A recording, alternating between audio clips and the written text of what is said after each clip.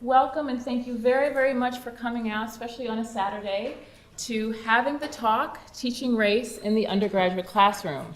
My name is Jenifer Bratter. I'm an associate professor of sociology here at Rice University, and I'm also the program director of Race Scholars at Rice, a program of the Kinder Institute of Urban Research.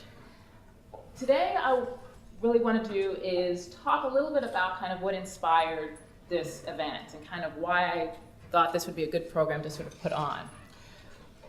I've taught race for the past maybe 3 or 4 years in a course that I developed called Multiracial America. And over the course of sort of teaching this class, I've noticed that while we had really, really wonderful discussions, some students would definitely come out with comments that would almost convey that we had really made sort of no real sort of movement on the front of kind of talking about race in sort of a new way. So I'll give you an example. We talk a lot about racial identity. We talk a lot about kind of what it means to identify someone's race. And at the end of the class, I often have students come to me and tell me, so it's really just what a person looks like, right? Or it really is just about kind of your biology, right? And I would think, wow, we really haven't done anything. But that's okay. And so then I kind of started reflecting on kind of why that was happening. And I was noticing that other things were happening in the classroom as well. That even though, in terms of teaching race, the topics have changed, the composition of the class had changed, a lot of the comments that students were making had stayed the same since I was an undergraduate. So we had talked about race in terms of something that only affects the interactions between blacks and whites. Or when we talk about race, aren't we just really talking about class differences, for example? Or the most common comment, which is no comments at all, that students are kind of still very uncomfortable with even talking about race in the body of a sort of undergraduate classroom. And so I started thinking about when was it that I first had the aha moment that made me kind of open up to sort of talking about race within a classroom and ultimately wanting to kind of put me on the path to become a sociologist. And I was reflecting on that and I thought about the first time I sort of took a race course. It was when I was an undergraduate at Pennsylvania State University. It was about 1903.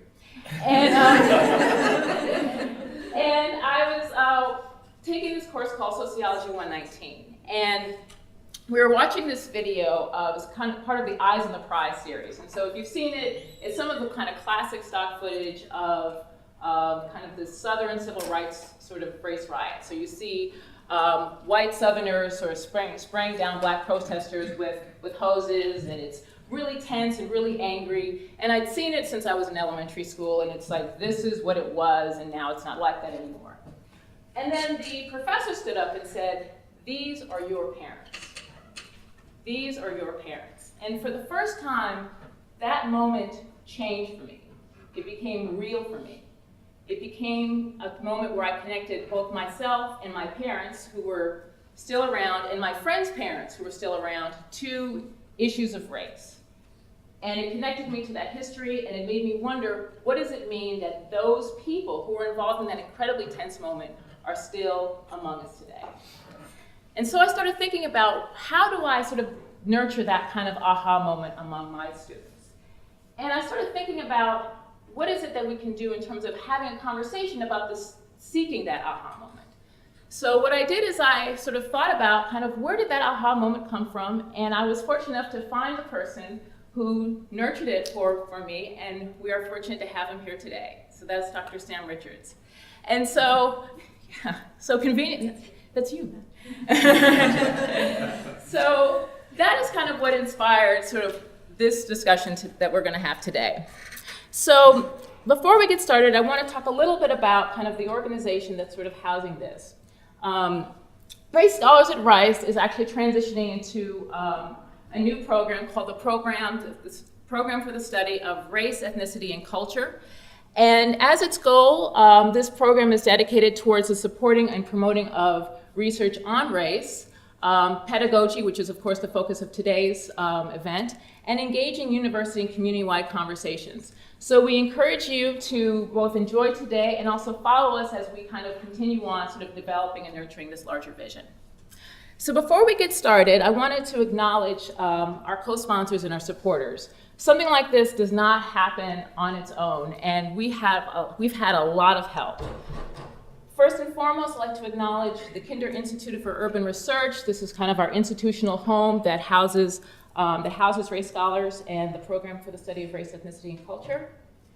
We've also been very fortunate to have co-sponsorship from the School of Social Sciences, the School of Humanities, the Office of Graduate and Postdoctoral Studies, the Center for Teaching Excellence, a Center for Study of Women, Gender, and Sexuality, the Council on Diversity and Inclusion, and the Center for Engaged Research and Collaborative Learning.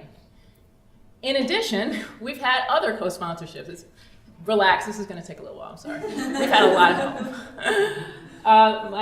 My home department, the Department of Sociology, Department of Religious Studies, Department of History, the Black Students Association, the Office of Multicultural Affairs, the University of Houston, and the University of Houston African American Studies program, as well as the Chow Center for Asian Studies. So I would like us to sort of take a moment and acknowledge these co-sponsors, because a program like this not only doesn't happen without support, but it doesn't happen without enthusiasm. And all of these folks have been incredibly enthusiastic and incredibly supportive the entire road and sort of putting this on. So I'd like us to take a moment and acknowledge all.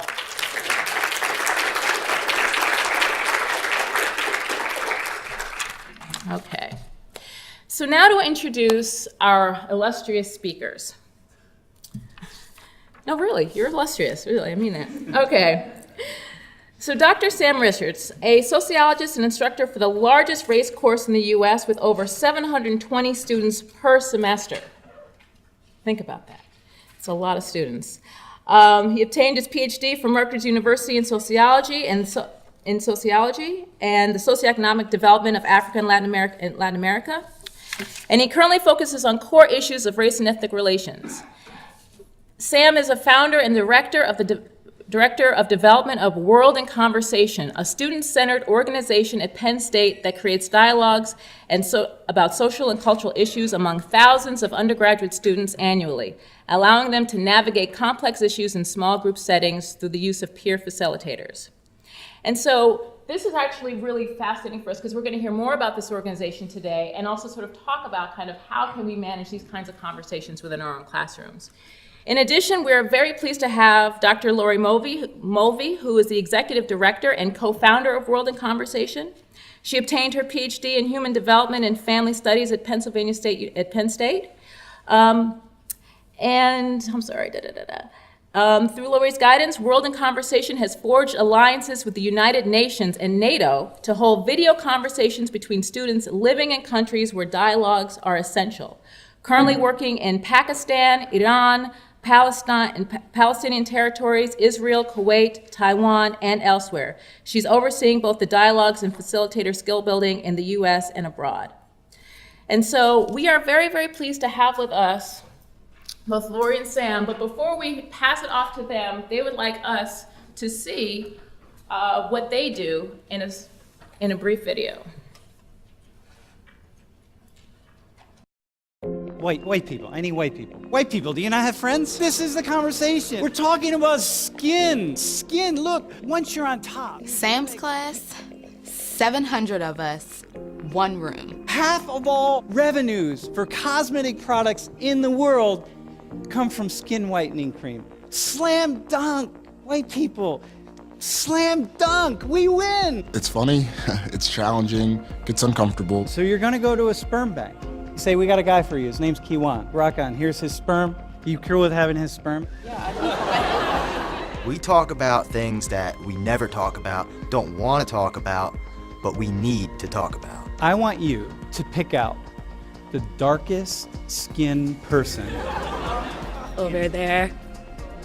I'm sorry. Black, white, brown. Politics, Poverty, gender roles, Culture. religion. love. Society, sexuality, everything. And there was like this in Took the over class. the room. What was that? There was an oh. Can we, Because we someone put pretend words that? to that. We pretend not to notice, and he's telling us to notice it. After class, Laurie makes it personal.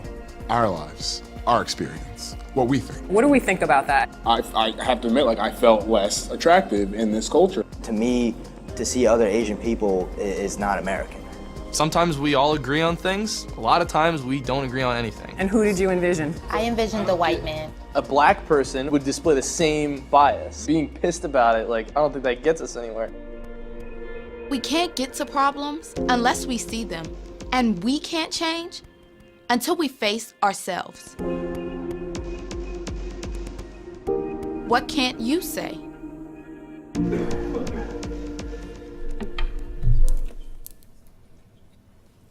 Okay, there we are. Well, thanks for having us. Morning, everyone.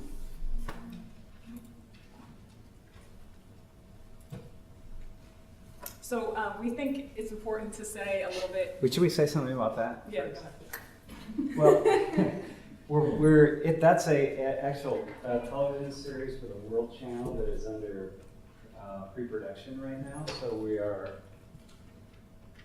So we just thought we would show you a little bit of what we do before we talk about it. We just think it's easier to put what we're saying somewhere in the folders in your minds if you see it a little bit. So we don't usually make trailers about class. Although we do have I have 2 trailers for 2 different lectures. So yeah, you gotta find a way to get students to show up. So it's not easy. So we think it's important also for you to say a couple things about ourselves to start out. That's very important for you to know as we're talking.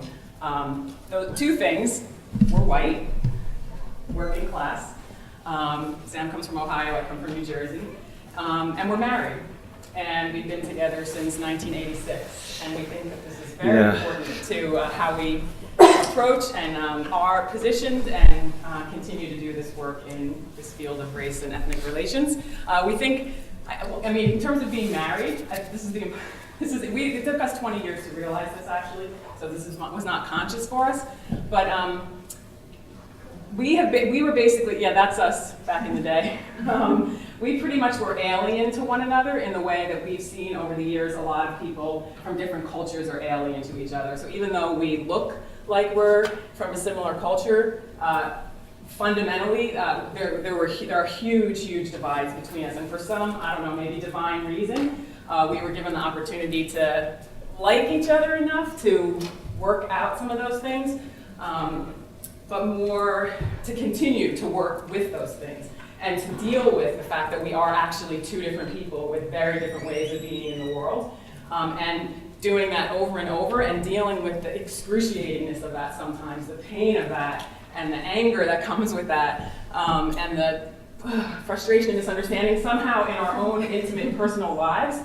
Without realizing it, we realize that we're doing this work that we do in our own lives every day between all the rest of us. So just the commitment to that actually is very real in this other work. So we just feel like it's important for you to know a little bit about that. Yeah, and it's important to get a kind of a sense. Laurie talks about the journey, because it really is a journey, and we'll come back to this as we talk about our methodology and our politics and different things. But Laurie said about us being white, that this is key, right? I mean, we are. It's all about identity development and transformation and change and understanding the dynamics of that. But I'm not white in the way that I was there.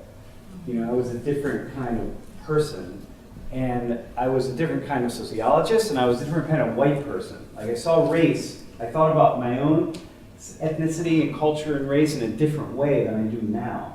And this is something that I really instill, and I put into the class now in a really important way, that we see the changes. Just like we've been on a journey together in our relationship, we've also been on a race journey. And so and this is going to be, I think, very, very important how we talk about these things. Because it's important in teaching. Yeah, and I think we continue to feel or to see that you can't engage these issues for real if you aren't willing to be transformed yourselves. And I'm sure you're all connected to that and aware of that. So we feel, I'm glad you're bringing that up, because we feel the transformation. That continues. Every time we encounter a new person, new ideas, new cultures, or watch new interactions that we haven't seen before. But definitely feel like our lives are constantly changing in a way that we hope that our students' lives are changing. So a little bit. Okay, so life is about croissants, by the way. We're happy to see them here this morning. So why are we here, right? What's our motivation? Why do we do this? Well, one, because as Laurie said, we're really playing out, talking about race and culture and diversity allows us to continue to play out the dynamics in our relationship. But literally, that we didn't realize that for 20 years. Like, Yeah. I'm not kidding when I say that. It was like sitting on our deck a couple years ago. We were like, wait a second. All this work that we're doing, isn't it really kind of familiar and similar? And anyway, so this has been very subconscious. Yeah, and you can say, okay, but there's an ideological part to this about, our growing up and our understanding and our desire for equality or desire for greater understanding. And I've traveled a lot around the world. We both travel. I spent a lot of time in extremely in less developed areas of the world and privileged areas of the world. And I think, my gosh, there's a lot of ethnocentrism and a lot of inequality, and we need to do something about this, or we should. But in the end, it seems like these kinds of things ultimately come down to something deep within us. Like, what is driving us, say, to want to teach, or to want to not teach, or to be an administrator, to talk about this subject as opposed to that subject? We teach and we research, by and large, what we are. So when you meet somebody that's doing some really bizarre research somewhere, we're because Laurie essentially is a psychologist who's transformed into a sociologist, we always have that kind of one eyebrow that goes up and says, what happened in their childhood that led them to want to study that really bizarre thing, So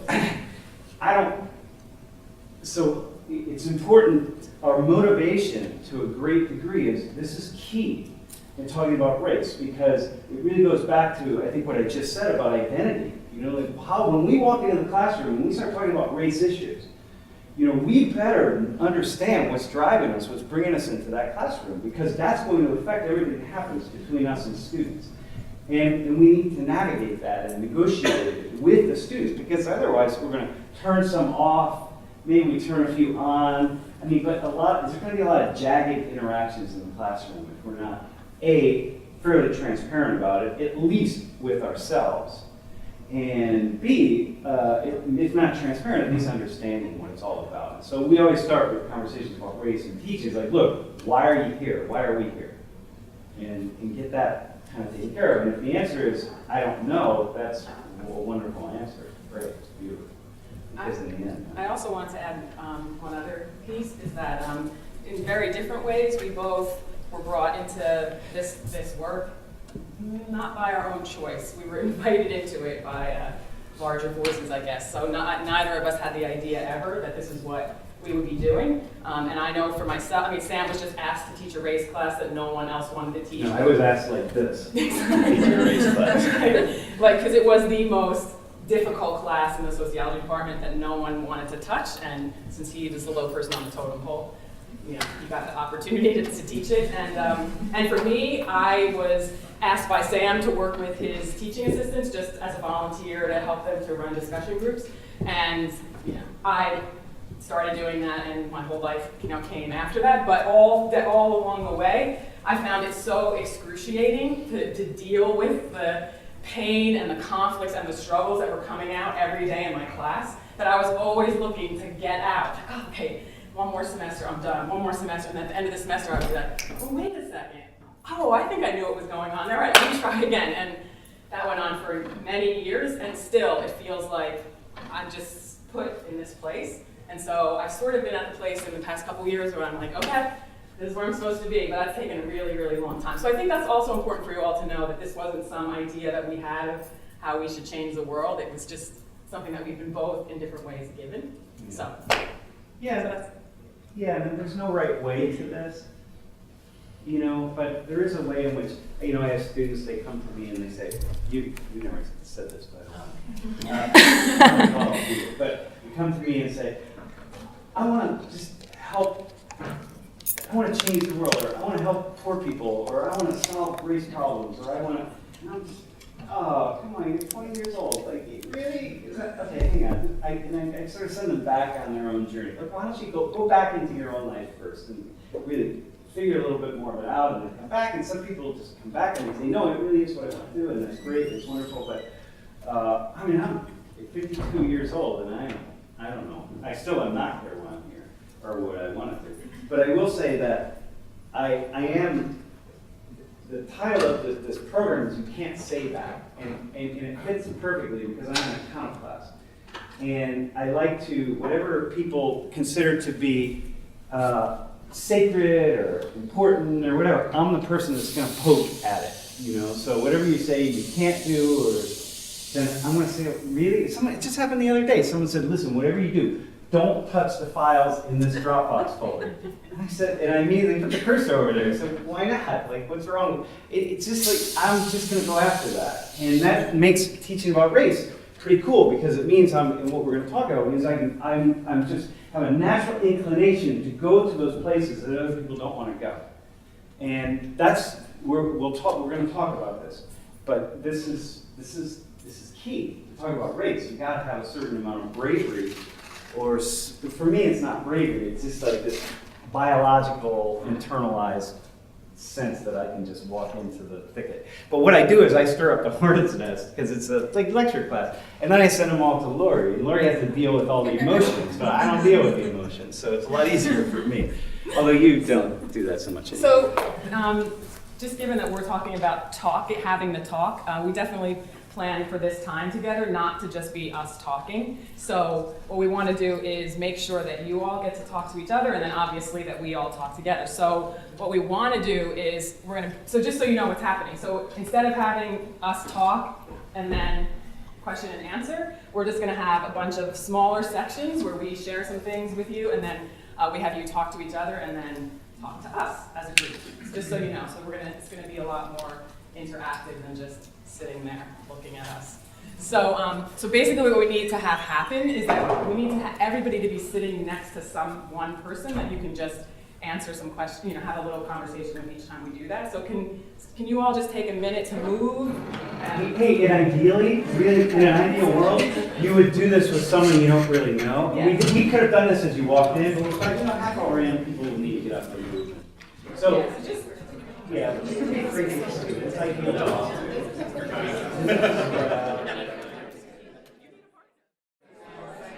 All right, okay, let's get started. So, if a couple people, just to help us real quickly, just maybe in the room, we're gonna do more extended dialogue, but just really fast. If people could just shout out a couple things that they said, like, in a few words, like what motivates you? Just so we get a sense of just a sense of who's in the room. And we all do this. Anybody? Nuance? Anyone? Past experiences. Past experiences? For me, my brother is biracial and kind of has personal.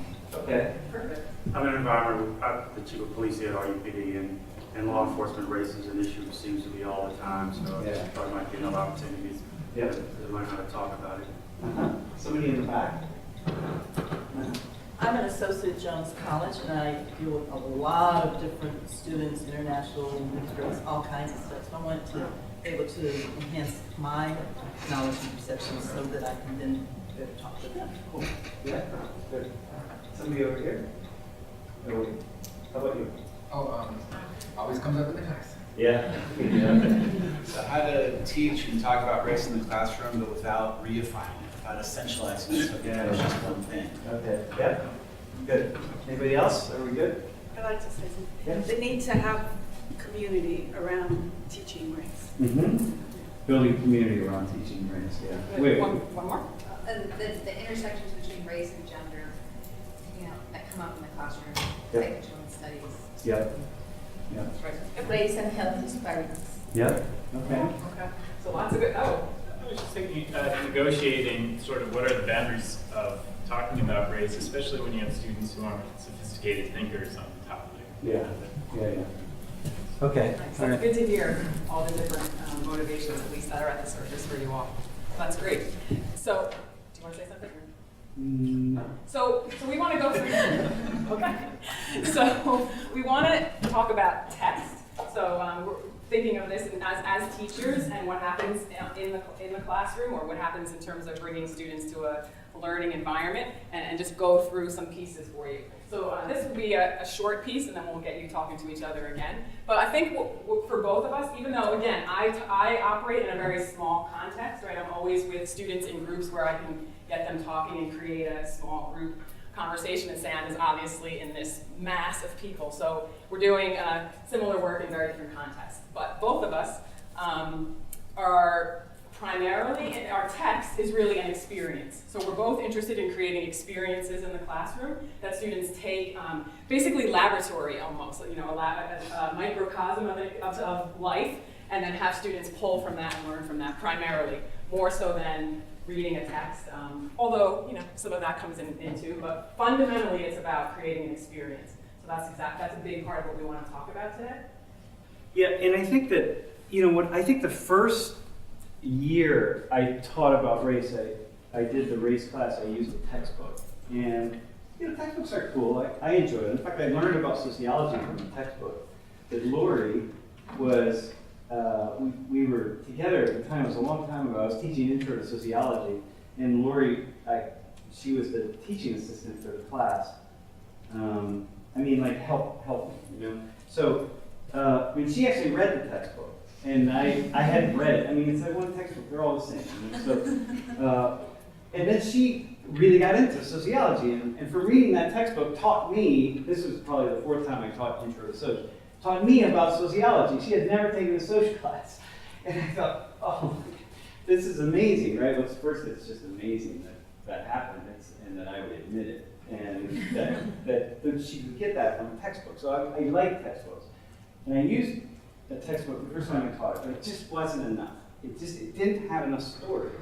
And so now when I teach, even in this big class, I really realize that I'm telling stories. I'm bringing people into the room.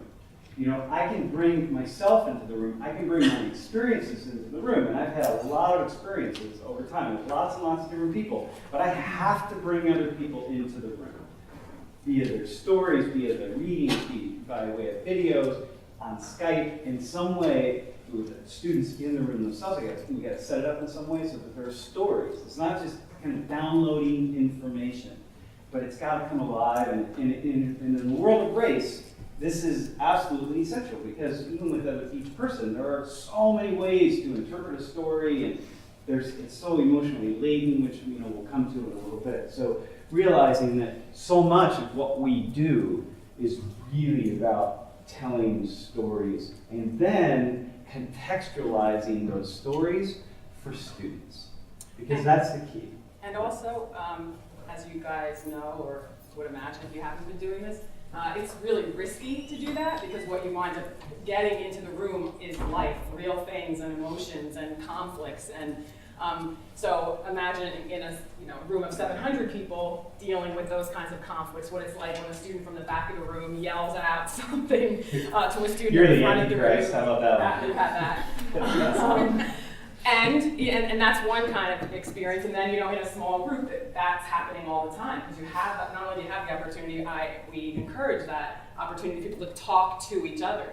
But in addition to that, what I learned going between the large lecture and the small group was that information, and this is really why part of what was behind developing a larger project at Penn State, where we're talking to students across campus, which we'll talk about later, is that just giving information out, I realized, didn't get past the boundaries that we all have to taking in new information. I could say this absolutely for myself. There's an iconic class that I had in college where I knew, sitting in the room, that important things were being said to me, but I refused to listen to them because I couldn't. They wouldn't fit into how I knew the world worked and your story. And my story of my life, right? So what I realized was that to talk to people about issues of race and culture and things that really touch our deepest beliefs, we couldn't just talk to them, we had to hear from them. We had to hear, what are your beliefs? What are your feelings? What is your story? What's your experience of life? What have you seen? What do you believe in? Otherwise,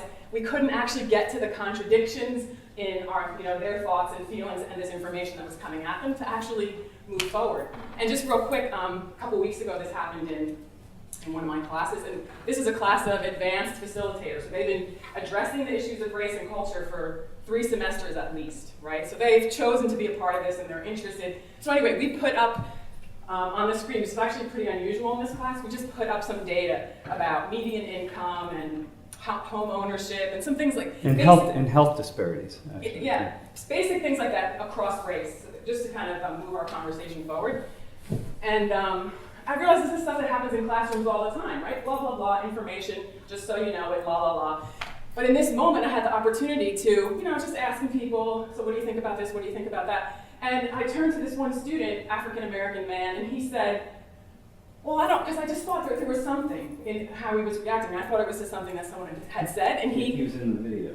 Actually, yeah, he's the one that said he felt less attractive to people. This is the person I'm talking about. And he said, he started to talk about the data, and he started crying. And I mean like sobbing, saying, I know this is true, I understand all of this, but when I see it, I just feel broken. And it was, we had the privilege of being in a room where he felt safe enough to do that, but even with that, the depth of the pain that he expressed in that moment was profound. And I realized once again how deep, this information is that we're trying to share with one another, and how differently it affects different people, right?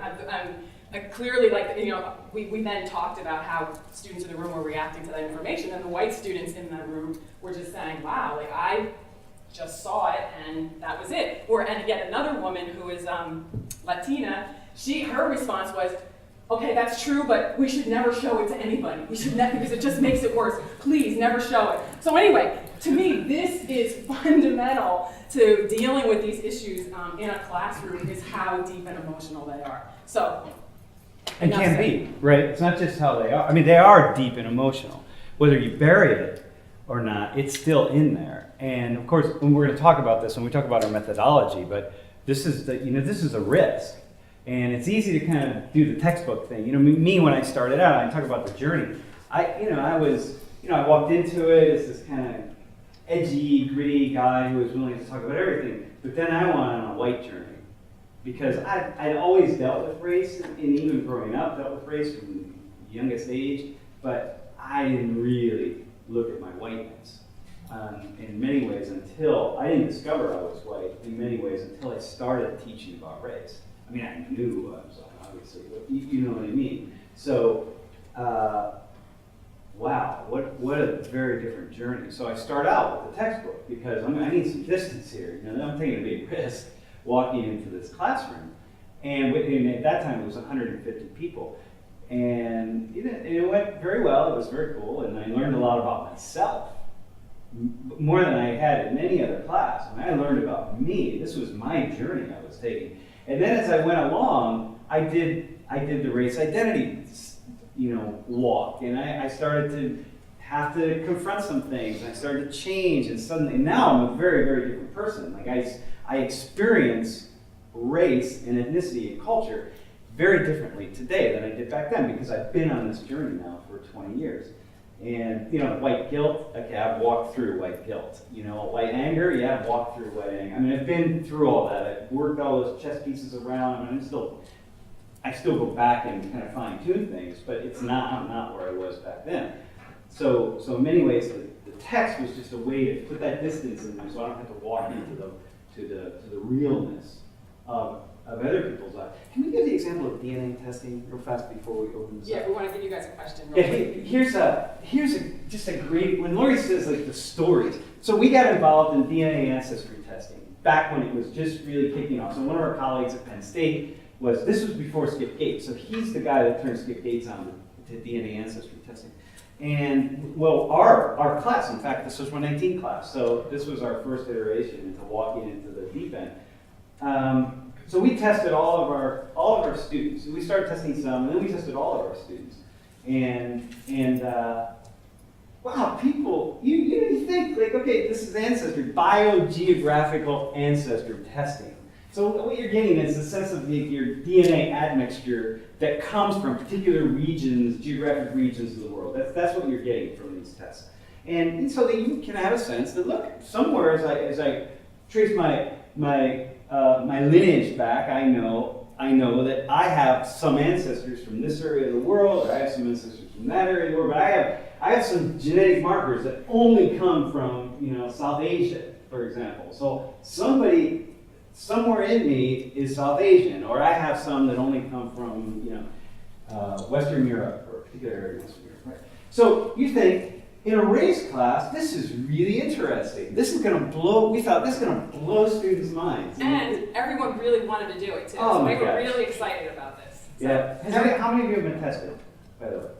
Okay, so we roll this out in front of now we have 700 students, right? So we roll this out. Yeah, okay, yeah, so I found out that I'm like there. It says I'm 7% sub-Saharan African, 93% East Asian.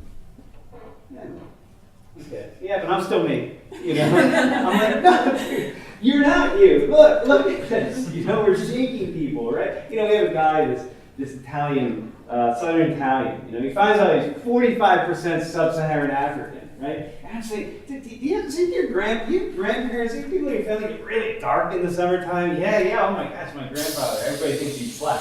Like, has anyone ever ask or wonder where that comes from? No, not really. Oh, is he prejudiced? Does he ever say anything about black people? Yeah, he does a little bit. Oh, cool. Okay, Thanksgiving dinner. Make sure you drop this bomb. Drop this turd in the punch bowl, as he said, right? So anyway, so there are things like that. Even that just didn't have an impact. And we thought, why? Because there's no story to go along with it. It only became an issue for people when Laurie and when our TAs and people would sit down with them and say, look, let's unpack this and what it means for your life to get these data back and to look at yourself in a slightly different way to find out that, yes, you are 100% white. From North Europe, in fact, right? Northern European. What does that mean for you? And so, but one other thing on the story part of it is that really, from what we saw, the most profound thing was that the actual story that someone had of who they were before they got the test is really the only story that mattered. So truly, we did have students who found out that their admixture was very different than what they thought, which had the opportunity to create a new story. But no way. We literally stopped doing it because it was so meaningless. Yeah. Because the stories were so much more important than. And obviously this is just a piece of our lives, right? We are our stories, we are our cultures, we are the people who raise us and care for us, and we got all that, and that was all part of the conversations. But truly, the story I have of myself was the one that was that we'll be willing to talk about how we relate to each other, but let's not talk about anything that we're going to shake up with ourselves. So anyway, this aspect of story is really, really fascinating and powerful. This is the limitations of data. By the way, it works for Skip Gates. Because Skip Gates takes a single person and he sits down with them and says, let's look at your whole life here. And suddenly it's genealogy and it's ancestry and it's all sorts of things, right? And we're actually going back to it because I'm working with that group of people to really kind of take this the next step further, and we're going to bring it back into the classroom and see if we can't really sort it out. So yeah, we have another question for you all. And if you're in try to stay more in pairs so we can get more talking, 2 or 3 groups of 2 or 3. So based on what we were just talking about, what are you most afraid of talking about in a race class, either as a teacher or as a would-be teacher or even as a student? Or as if you're police chief and like in your work, in the dialogue, it comes up. Like, what are you most afraid of? What are you most afraid of talking about? Okay? Okay. Just a couple minutes. You partners?